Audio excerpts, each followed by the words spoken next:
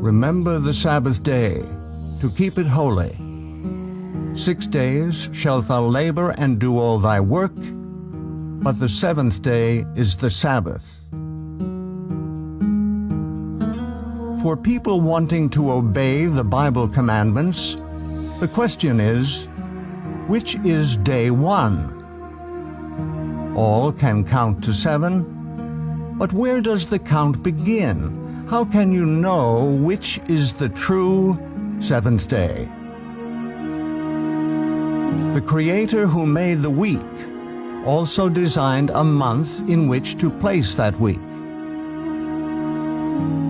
The calendar of creation begins with New Moon Day, followed by 4 complete weeks. Each week contains 6 work days and a 7th-day Sabbath rest. In the beginning, the Creator designed the movement of the sun and the moon to measure time. Let there be lights in the firmament of the heaven to divide the day from the night, and let them be for signs, and for seasons, religious gatherings, and for days and years. 2 great lights were set in the firmament of the heaven to rule over the day and over the night. Time can be measured only by movement. The movement of the sun measures a day. In 365¼ days, the sun and the earth return to the same relative position. This is 1 solar year. The moon's 29½-day rotation measures a lunation, which is the basis of the month. 12⅓ lunations are the same length as a solar year. There are 3 basic calendar formats using the movements of the sun and the moon. 1 solar, 2 lunar, 3 lunisolar. Number 1. Solar, the measurement of the movement of Earth and Sun.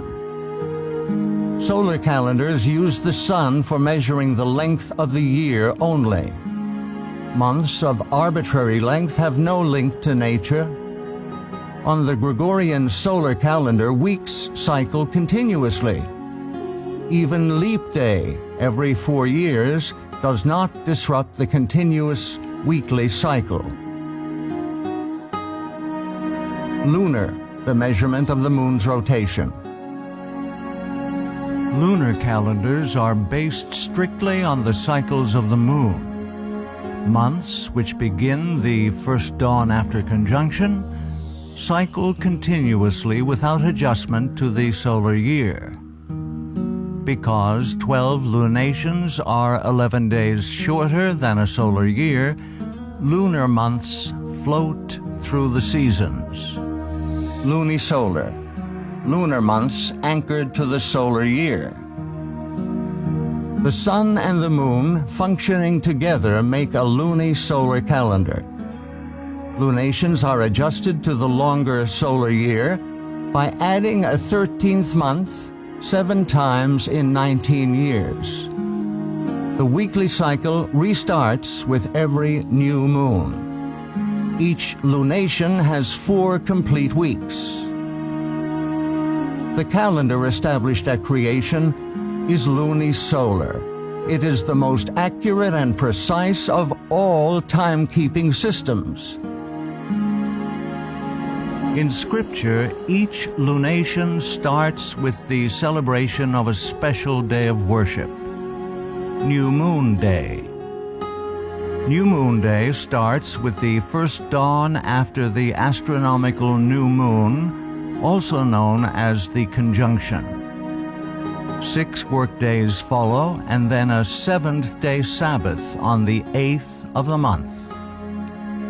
3 more weeks follow, ending on the 29th. Through measurement and calculation in the days leading up to the 29th, the time of conjunction is revealed so one can determine if the month has 29 or 30 days. No month ever has more than 30 days. The true lunisolar calendar is very user-friendly. Days of the week always fall on the same dates of the month. Every time a seventh-day Sabbath in Scripture is assigned a date, it always falls on the 8th, 15th, 22nd, and 29th days of the month. Scripture states that the moon was created specifically to measure times for worship. He created the moon for seasons, that is, worship times. Creation week ended with the Sabbath day's rest.